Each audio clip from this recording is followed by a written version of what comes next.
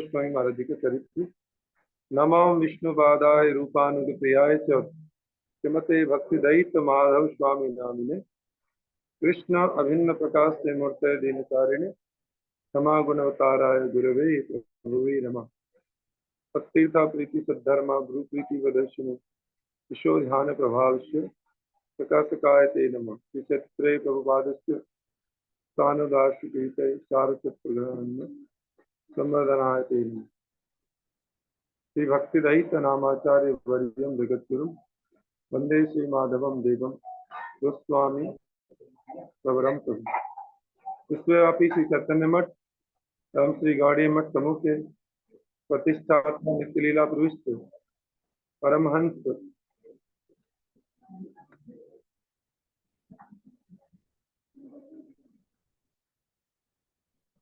भक्ति रहित भक्ति सिद्धांत सरस्वती गोस्वामी ठाकुर रूपाद जी के प्रीतम पार्षद श्री कृष्ण चैतन्य धारा के दसम अध्यक्षन एवं अखिल भारतीय श्री चैतन्य गौड़ीय मठ प्रतिष्ठान के प्रतिष्ठाता गुरुपाद पद्म परमहंस परिभाषाचार्य श्री भक्तिदयित माधव गोस्वामी महाराज विष्णुपाद जी शुक्रवार 18 नवंबर सन 1904 एक परम पावन तिथि तथा एकादशी को प्रातः 8 बजे पूर्व बंगाल वर्तमान बांग्लादेश में फरीदपुर जिले के कांचनपाड़ा नामक गांव में दिव्य बालक के रूप में प्रकट हुए। जिस प्रकार उत्थान एकादशी के दिन परम करुणामय परमानंद स्वरूप श्री हरि की जागरण लीला सब जीवों के लिए मंगलदायक और आनंदवर्धक होती है, उसी प्रकार तिताप से पीड़ित जीवों के सौभाग्य से श्री हरि के प्रियतम जन एवं करुणामय मूर्ति हमारे परम आराध्यम श्री गुरुदेव भी सब जीवों के वास्तविक मंगल के लिए एवं के उल्लास वर्धन हेतु उत्थान एकादशी का अद्भुत हुई। यही नहीं, वैराग्य की पराकाष्ठा की मूर्ति हमारे परमेश्वरी गुरुपाद पद्म परमहंस वैष्णव श्री गौर किशोरदास बाबा जी महाराज जी ने भी इस तिथि को ही भगवान की नित्य लीला में प्रवेश किया। यह भी अति विशेष रहस्यपूर्ण बात है। कांचनपाड़ा गांव केदारगंज थाने के अंतर्गत पद्मावती नदी के मुख की ओर स्थित है। यहाँ का वातावरण अत्यंत पवित्र एवं रमणीय है। प्रेम भक्ति प्रदान करने के लिए इस नदी की महिमा खूब सुनने में आती है। जागतिक विचार से बहुत से लोग इस नदी को बहुत अच्छा नहीं समझते, इसे कीर्ति नासा कहते हैं, क्योंकि इस नदी के बहाव में अब तक अनेकों गांवों और शहरों का अस्तित्व ही खत्म हो चुका है। ये वही नदी है यहाँ पतित पावन श्रीमन नित्यानंद प्रभु जी के स्नान करने के पश्चात श्री नरोत्तम ठाकुर जी के लिए प्रेम से रक्षण किया था। इसलिए आज भी लोग इस स्थान को प्रेम तली के नाम से पुकारते हैं। अभी भी पद्मावती नदी के किनारे पर प्रेमतली नामक का एक गांव है। परम आराध्यतम श्री गुरुदेव जी की माता जी के मामा जी का घर इसी गांव में था। बांग्लादेश के बनने के बाद कांचनपाड़ा गांव का वह रमणीय परिवेश और बाहरी दर्शन अब उस प्रकार दृष्टिगोचर नहीं होता। श्री गुरुदेव जी की माता जी के मामा लोग प्रसिद्ध धनी व्यक्ति थे। वे वहां के तालुकदार होने पर भी गांव में उनकी एक बड़े जमींदार के समान मर्यादा थी। तत्कालीन अंग्रेज सरकार ने उन्हें राज चक्रवर्ती की उपाधि से विभूषित किया था। बंदोपाध्याय वंश के होने पर भी परवर्ती काल में वे चक्रवर्ती बाड़ी रूप से प्रसिद्ध हुए। आपका गांव एक प्रगतिशील तथा ब्राह्मण प्रधान गांव था। श्री गुरुदेव के मामा लोग भी इसी कांचनपाड़ा गांव में रहते थे, इसलिए कांचनपाड़ा को श्री गुरुदेव के मामा का घर भी कहते हैं। श्री गुरुदेव जी के पूर्वाश्रम के पितृवंश का परिचय इस प्रकार मिलता है। आपके पितामह श्री चंडी प्रसाद देव शर्मा बंदोपाध्याय और आपके पिताजी का नाम श्री निशिकांत देव शर्मा बंदोपाध्याय था। आपके पिताजी का घर ढाका के भराकर गांव में था, जो विक्रमपुर परगना के तेगीवाड़ी थाने के अंतर्गत था। आपके पिताजी तथा दादाजी विक्रमपुर में प्रसिद्ध स्वधर्मनिष्ठ थे। श्री गुरुदेव जी की माता का नाम श्रीमती सहवालिनी देवी। वह परम भक्तिमय और देव द्विज साधु सेवा परायण थी। जब श्री गुरुदेव 4 वर्ष के हुए तो आपको अपने पिताजी से वियोग हो गया। तो आपकी माता जी आपको लेकर अपने भाइयों के घर चली आई और वहां ही आपका पालन पोषण करने लगी। यहाँ आपको मामा लोगों का बहुत प्यार मिला। पिताजी ने इनका नाम श्री हेरम कुमार बंदोपाध्याय रखा था, परंतु आपको सभी स्नेह परवश होकर गणेश नाम से पुकारते थे। शैशव काल से ही श्री गुरुदेव जी में दूसरे बालकों की अपेक्षा अनेक असाधारण गुण प्रकाशित होते थे। आप कहीं भी किसी अवस्था में झूठ नहीं बोलते, बल्कि दूसरे बालकों को भी सत्य बात कहने के गुण और असत्य बात कहने के दोष बतलाते थे। बालक के इन असाधारण आचरणों को देखकर सभी आश्चर्यान्वित होते थे। शैशव काल से ही आप में संसार के विषयों के प्रति उदासीन भाव प्रकटित था। आप हमेशा अपना जीवन सुचारू रूप से नियंत्रित रखते थे तथा दूसरे बालकों को भी संयम युक्त जीवन बिताने के लिए उत्साहित करते थे। अन्य बालकों की अपेक्षा आप में चारित्रिक वैशिष्ट्य का असाधारण गुण था। आप स्वयं दुख और कष्ट सहकर भी दूसरों के दुख तथा असुविधाओं को दूर करते थे। बाल्यकाल से ही आपके हृदय की विशालता तथा ज्ञान की विशालता को देख अनेक लोग ये कहते थे कि अवश्य ही यह बालक भविष्य में कोई असाधारण व्यक्तित्व संपन्न पुरुष होंगे। आपकी माता जी से मैंने सुना है कि जब आप बालक थे तो आपको अच्छी वस्तुएं आने के लिए देने पर आप उन वस्तुओं को उपस्थित बालकों में बांट देते थे। यदि वस्तु बच जाती थी तब स्वयं ग्रहण करते। विद्यार्थी काल में भी आपके अध्यापक आपकी ज्ञान युक्त बातें सुनकर विस्मित हो जाते थे। एक घटना इस प्रकार हुई। एक बार दोस्तों के साथ खेलकूद प्रतियोगिता के समय दौड़ में आप सबसे आगे निकल गए, परंतु एक वृक्ष से टकरा गए जिससे आपके शरीर में बहुत सी चोटें आ गई और खून की धाराएं बहने लगी। तो सह प्रतियोगी बालकों ने ये बात आपके अध्यापकों को बताई। तभी अध्यापक आपको चोट लगने की घटना सुनकर तुरंत घटनास्थल पर दौड़ चले और आपको उठाकर आपके घावों को साफ करने और दवाई लगाने लगे तथा अनेक प्रकार से समझाने लगे ताकि आपको अधिक कष्ट महसूस न हो। तब आपने उनसे कहा, आप मेरे विषय में ज्यादा चिंता न करें, मैं शीघ्र ही ठीक हो जाऊंगा। भगवान जो भी करते हैं वह सब मंगल के लिए ही करते हैं। मेरे तो आंख नाक कान सभी नष्ट हो जाने थे, परंतु ऐसा कुछ नहीं हुआ। मेरे पूर्व जन्मों के बुरे कर्मों का फल है। और भी खराब था, परंतु भगवान की कृपा के कारण वैसा ही हुआ नहीं। बालक के मुख से यह अति अद्भुत ज्ञान की बात सुनकर अध्यापकों ने तत्काल सभी के सामने यह घोषणा की कि यह बालक सामान्य बालक नहीं। उच्च श्रेणियों में पढ़ते समय आपने दरिद्र बालकों की सहायता के लिए बहुत परिश्रम करके एक पुस्तकालय और बिना मूल्य की पुस्तकों के वितरण की व्यवस्था भी की थी। रूप लावण्य युक्त सुदृढ़ देह, स्वभाव में मधुरता, अद्भुत न्यायपरायणता और सहनशीलता आदि गुण स्वाभाविक ही आप में थे। इसलिए बाल्यावस्था, किशोरावस्था, यौवन अवस्था में सदा ही आपको प्रधान नेतृत्व पद प्राप्त होता रहा।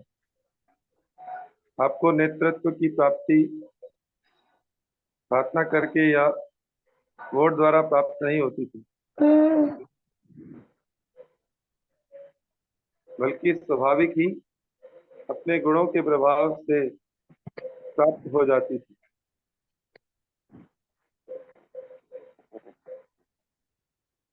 आपके गुणों से आकृष्ट होकर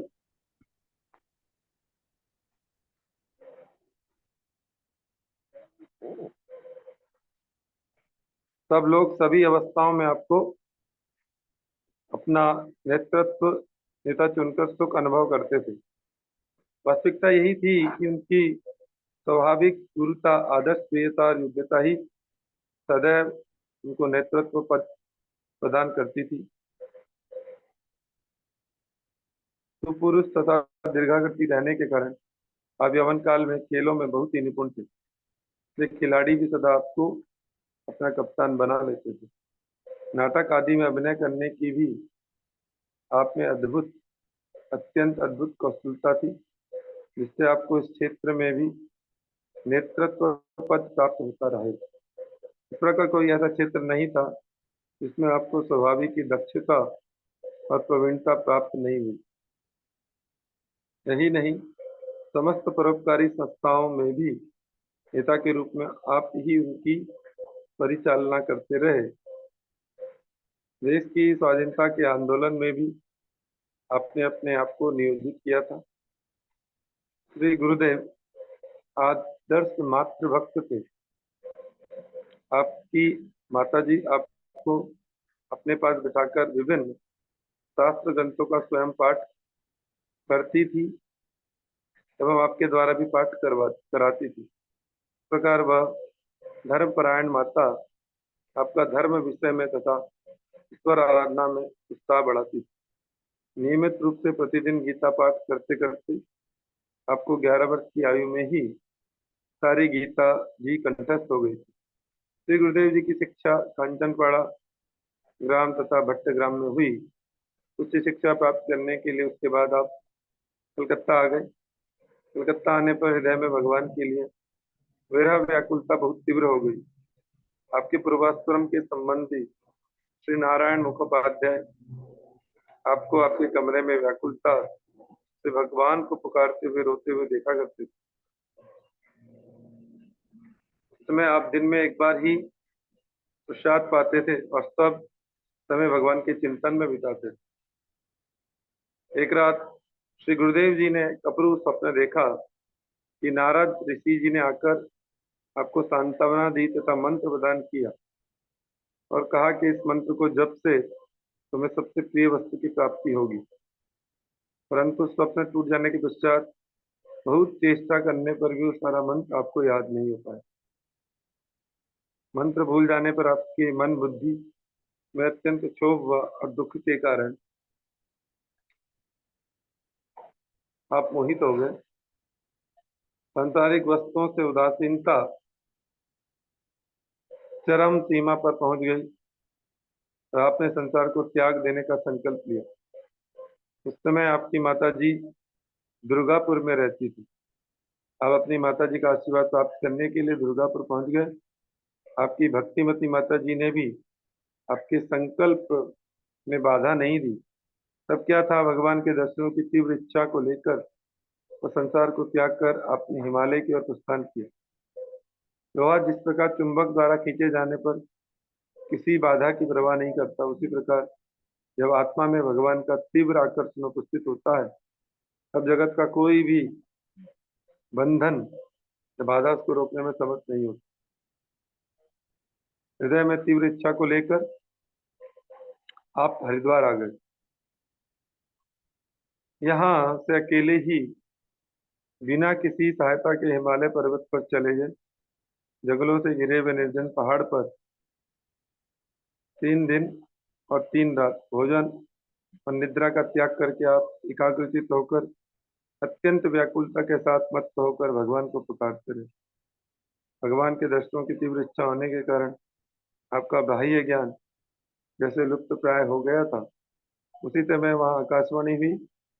आप जहाँ पहले रहते थे वहाँ आपके होने वाले श्री गुरुदेव जी का आविर्भाव हो चुका है, इसलिए आप अपने स्थान को वापस लौट जाइए। और देववाणी के आदेश को सिरोधार्य करके आप हिमालय से नीचे हरिद्वार आ गए। यहाँ आपने कुछ दिन ठहरने का निश्चय किया। यहीं पर एक दिन एक साधु पुरुष से आपकी भेंट हो गई। उनको आपने अपनी देववाणी की कथा सुनाई और उन्हें उपदेश करने की प्रार्थना भी की, तो उन्होंने भी आपको घर लौट जाने की सम्मति दी और कहा कि वहाँ ही आपको श्री सद्गुरु की प्राप्ति होगी। तब आपने यह निश्चय किया कि कुछ दिन पवित्र तीर्थ स्थान हरिद्वार में ठहर कर वापस कलकत्ता जाऊंगा। परंतु देव चक्र से कुछ दिन हरिद्वार में रहने की अभिलाषा में विघ्न उपस्थित हुआ। घटनाक्रम से उन्हीं दिनों हिंदी भाषी क्षेत्र के रहने वाले एक धनी व्यक्ति जो अपनी धर्म पत्नी को साथ लेकर तीर्थ स्नान और दर्शन करने आए थे कि आपसे उस समय भेंट हुई जब आप ब्रह्मकुंड से स्नान करके आ रहे थे।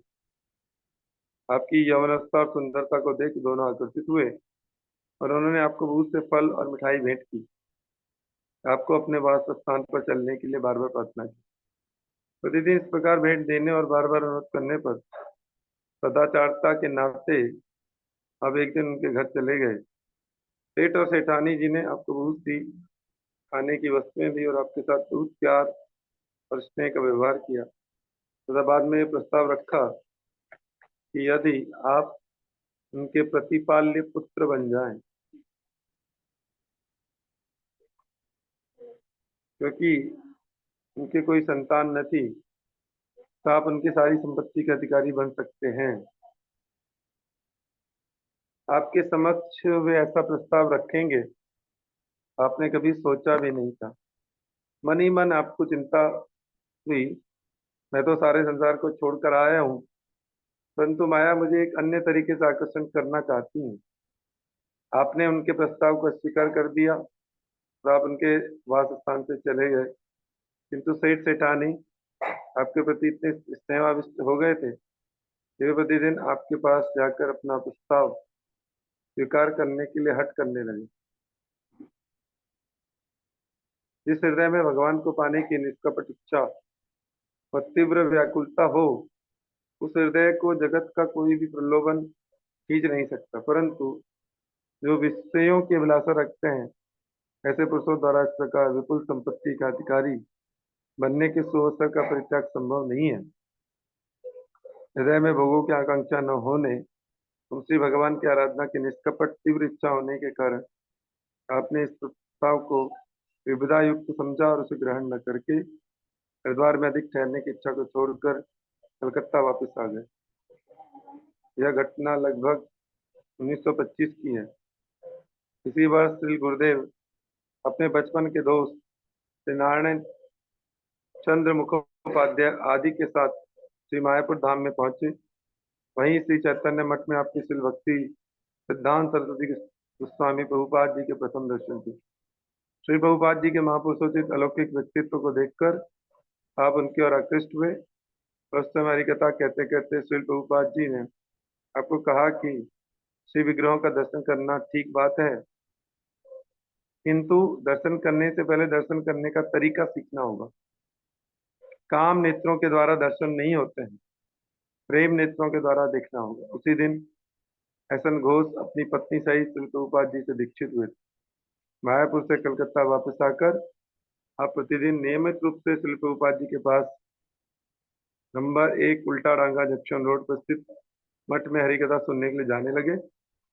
वैष्णव सेवा द्वारा हरिभजन में आने वाली सब बाधाएं दूर हो जा होंगी और शीघ्र ही भगवत कृपा की प्राप्ति होगी। इस विचार से आप गुप्त रूप से वैष्णव सेवा के लिए मठ में भूषा द्रव्य भेजने लगे। उन दिनों आपने विभिन्न शास्त्रों के अध्ययन की लीला भी प्रकाशित की। श्री प्रभुपाद जी के मुखारविंद से श्रीमन महाप्रभु जी की शिक्षा और सिद्धांत सुनकर उसे अधिक युक्ति संगत जानकर हृदयंगम कर लिया। 4 सितंबर सन 1927 श्री राधाष्टमी की शुभ तिथि को उल्टा डांगा जंक्शन रोड पर स्थित श्री गौड़ीय मठ में प्रभुपाद जी का चरणाश्रय लेते हुए श्री हरिनाम और दीक्षा मंत्र ग्रहण किया। दीक्षित होने के बाद आप अग्रिदास ब्रह्मचारी नाम से परिचित हुए। आपकी दीक्षा के समय वैष्णव होम इत्यादि आचार्य दासदेव शर्मा महोदय जी ने किया था।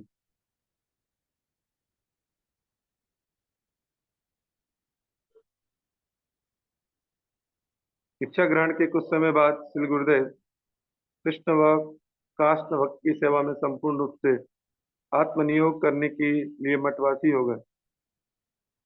आप आजीवन ब्रह्मचारी थे, अर्थात गृह परित्याग करते हुए नैष्ठिक ब्रह्मचारी तथा वृहद व्रती रूप से आपने मठ में प्रवेश किया था।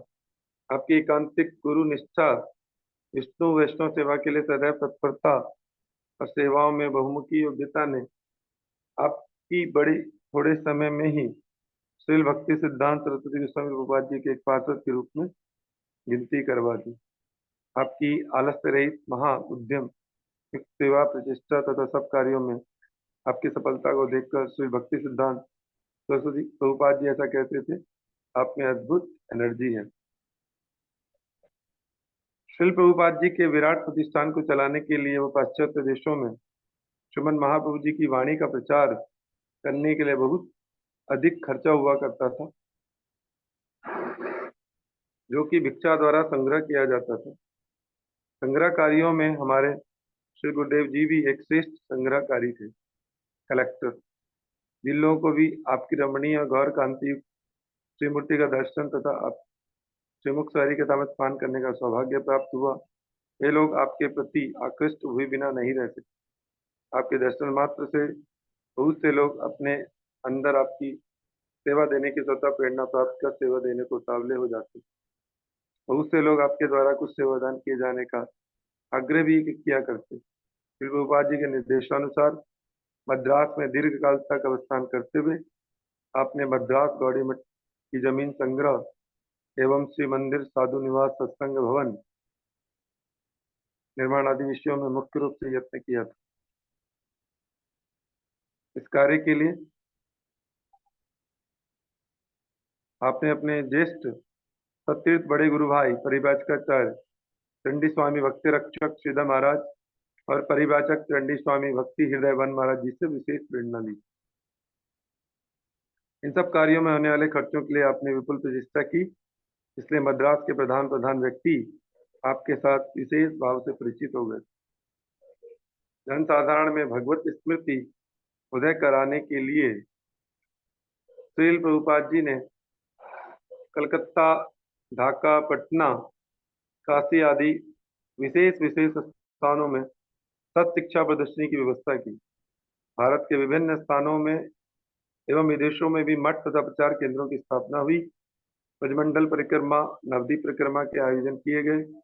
विभिन्न शहरों, ग्रामों में चैतन्यवाणी का प्रचार, नगर संकीर्तन, शोभा यात्राओं की व्यवस्था की। श्रीमन महाप्रभु जी के पादांकपूत स्थानों की स्मृति संरक्षण हेतु भारत के विभिन्न स्थानों में 5 पीठों की स्थापना, गुप्त तीर्थों का उद्धार किया गया। शुद्ध भक्ति शास्त्रों का प्रचार, दैनिक, साप्ताहिक, पाक्षिक और मासिक पारमार्थिक पत्रिकाओं की विभिन्न भाषाओं में प्रकाशन की व्यवस्था की गई। इस प्रकार श्रीमन महाप्रभु जी की वाणी के प्रचार के लिए श्री प्रभुपाद जी ने जो महान उद्योग किया था, हमारे श्री गुरुदेव ने उन सभी सेवाओं में बढ़ चढ़कर भाग लिया। अधिकांश क्षेत्रों में श्री प्रभुपाद जी श्री गुरुदेव को पूर्व व्यवस्था के लिए पहले भेजते थे। श्री प्रभुपाद जी को श्री गुरुदेव के प्रति विश्वास था कि उन्हें किसी कार्य में भेजने से अवश्य वह काम में सुचारू रूप से संपादित हो जाएगा। आंध्र प्रदेश में राजबंद्री जिले के अंतर्गत गोदावरी नदी के किनारे वस्पत तीर्थ के समीप ही श्रीमन महाप्रभु के अंतरंग पार्षद राय रामानंद जी की स्मृति संरक्षण हेतु श्री प्रभुपाद जी ने जिस श्री राय रामानंद गौड़ी मठ की स्थापना की थी, उसके लिए जमीन संग्रह और मठ निर्माण आदि के कार्यों में श्री गुरुदेव जी ने मुख्य रूप से चेष्टा की।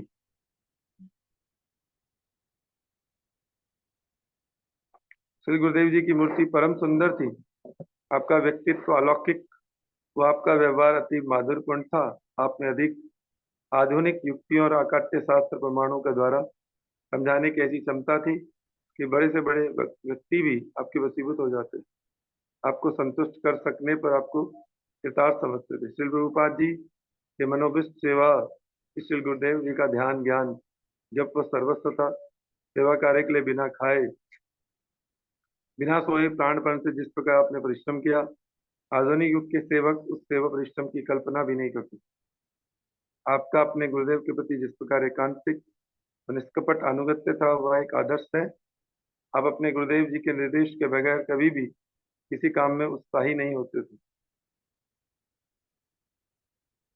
क्योंकि आप श्री प्रभुपाद जी के पाद पद्मों में सर्वतोभाव से प्रपन्न हुए थे, इसलिए श्री प्रभुपाद जी ने भी आप में अपनी समस्त शक्ति का संचार किया। श्री गुरुदेव श्री प्रभुपाद जी के कितने आस्था भाजन प्रिय एवं अंतरंग सेवक थे। वह आसाम प्रदेश के सरभोग गौड़ी मठ में हुए श्री गुरु गौरांग गंधर्विका गिरधारी जी के विग्रह प्रतिष्ठा उत्सव के अवसर पर कही गई प्रभुपाद जी की उक्तियों से जाना जाता है। अपने प्रकट काल में प्रभुपाद जी ने जिन 64 वनों की स्थापना की, उनमें से आसाम प्रदेश के अंतर्गत कामरूप जिला, वर्तमान में बरपेटा जिला के अंतर्गत सरभोग स्थित श्री गौड़ी मठ भी एक है।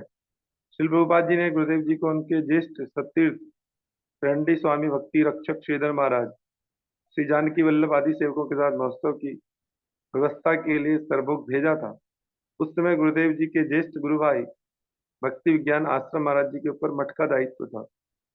मठ में पहुंचकर वे सारे यह देखकर विस्मित हो गए कि वहां महोत्सव की कुछ भी व्यवस्था नहीं हुई थी। श्री गुरुदेव जी का ऐसा अलौकिक व्यक्तित्व था कि वे किसी कार्य का दृढ़ संकल्प लेने के बाद पीछे नहीं हटते थे और न ही कभी निरुत्साहित होते थे। हुआ भी ऐसा ही। श्री प्रभुपाद जी ने अपने निजी जनों के साथ मठ में पहुंचने से पहले ही श्री गुरुदेव ने कठिन परिश्रम से प्रभुपाद व उनके पार्षदों के ठहरने के लिए अस्थायी व्यवस्था कर दी। ये प्रभुपाद हमारे परम गुरुदेव का चरित्र हम लोग श्रवण कर रहे हैं। इसमें भी बृहदतम चरित्र है। आज हम यहीं तक श्रवण करेंगे। कल फिर दोबारा से और आगे हम लोग श्रवण करेंगे।